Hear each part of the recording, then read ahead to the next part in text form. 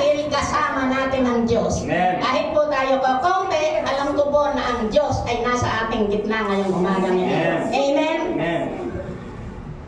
Tayo po ay dadako sa ating talata ngayong umagang ito, at ito po ay ikatlong bahagi ng paksa na tinatalakay natin. Pangatlong bahagi po ito. Ang unang bahagi ay why Jesus came to earth, at ang pangalawa po ay Jesus came to distinguish men from darkness, at ang pangatlo po ay the wrath of God. Amen? Yes. Ito po, the wrath of God. Paano po ba tayo, how can we escape from the wrath of God? Dito po ay meron pong salitang wrath. Ano po ang pangunawa natin sa salitang ito? Yes. Ano po ang personal view natin sa salitang wrath? Sa maikling salita po, ano po ang insight natin sa isang salita na yan na wrath? Amen? Ang ibig pong sabihin ng wrath ay ibig pong sabihin ng wrath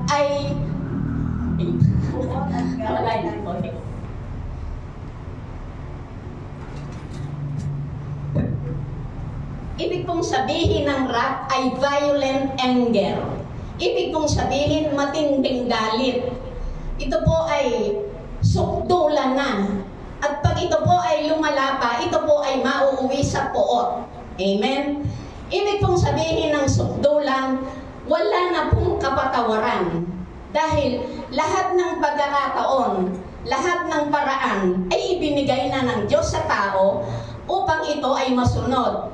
Subalit, binaliwala lang po ng mga tao ang utos na ito ng ating Panginoon.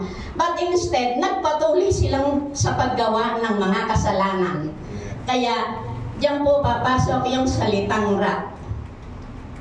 Para lubos po natin maunawaan, tingnan po natin kung ano ang sinasabi sa Colossians 1, verse 21 to 23. Dati, kayo'y malayo sa Diyos at naging kaaway niya dahil sa inyong paggawa at pag-iisip ng masasama. Ngunit, naging tao ang anak ng Diyos at sa pamamagitan ng kanyang pagkamatay ay ipinagkasundo kayo sa Diyos. Nang sa gayon ay maiharap niya kayong banal, walang kapintasan at walang dungis. Ayan po. Diyan po sa Colossians na yan, nabasa natin na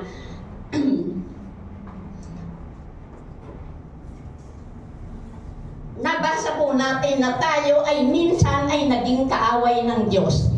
Ano po ang dahilan bakit tayo ay naging kaaway ng Diyos? Ang dahilan po ay ang mga ating pinaggagawa, ang ating mga pinagsasasabi na pawang masasama. Sa maikling salita po, kasalanan. Yung pong kasalanan ang naging daan para tayo ay maging kaaway ng Diyos.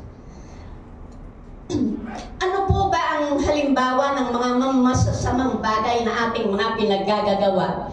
Ito po ay ang mga bagay na karumal-dumal, mga bagay na hindi ayon sa kalooban ng Diyos, mga bagay na di kapita-pitagan. Ito po ang mga bagay na labis na kinapopootan ng Diyos. Ang ating pagsang-ayon sa mga worldly things na ating nakikita rito sa ating kapaligiran. Tayo po ay nananatili pa rin sa laman. Sumusunod pa rin po tayo sa mga gawain na gawa ng mga taong makasalanan.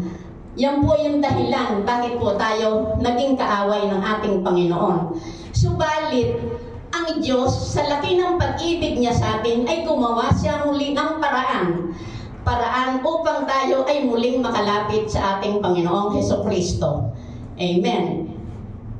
Ano po ang paraang ginawa ng Diyos? Sa side po ng Diyos, ang ginawa niya ay binigay niya o ipinagkaloob niya ang kanyang kaisa-isang anak na si Hesukristo. Nagmistulang tao po siya. Siya po ay siya po ay bumaba sa lupa upang sa ganoon tayo ay kanyang iligtas. Diyan po ay sinasabi po yan sa John 3:16.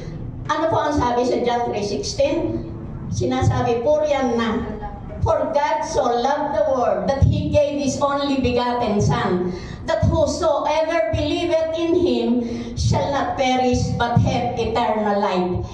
Yan po ang ginawa ng ating Panginoong paraan. Yung ibigay po niya ang kanyang anak. Ngayon naman po, tayo sa tao, ang nangyari po ang Panginoon Diyos ay para pong nakipag-exchange gift sa atin. Ang binigay po niya ay ang kanyang anak. Ibig pong sabihin, napakahalaga ng kanyang ibinigay. Buhay po. Buhay po ang kanyang binigay. Kaya tayo naman po bilang kanyang mga anak, ano po yung paraan natin? Ano po yung side natin para makaganti tayo sa ating Panginoon? Kung baga po sa exchange gift, ang Panginoon po, ang ibinigay niya ay buhay. Ngayon naman po tayo, bilang tao, ano po ang dapat nating isukli sa binigay ng Panginoon sa atin? Na yun nga po ay buhay, ang buhay ng kanyang anak. Ang pinakamaganda pong, isa lang po ang hinihiling ng Panginoon sa atin. Ano po yun? Na ibigay natin ang ating tapat at matatag na pananampalataya sa Kanya. Ganyan lang po kasimple ang gustong isukli natin sa handog na ibinigay sa atin ng ating Panginoon. Amen?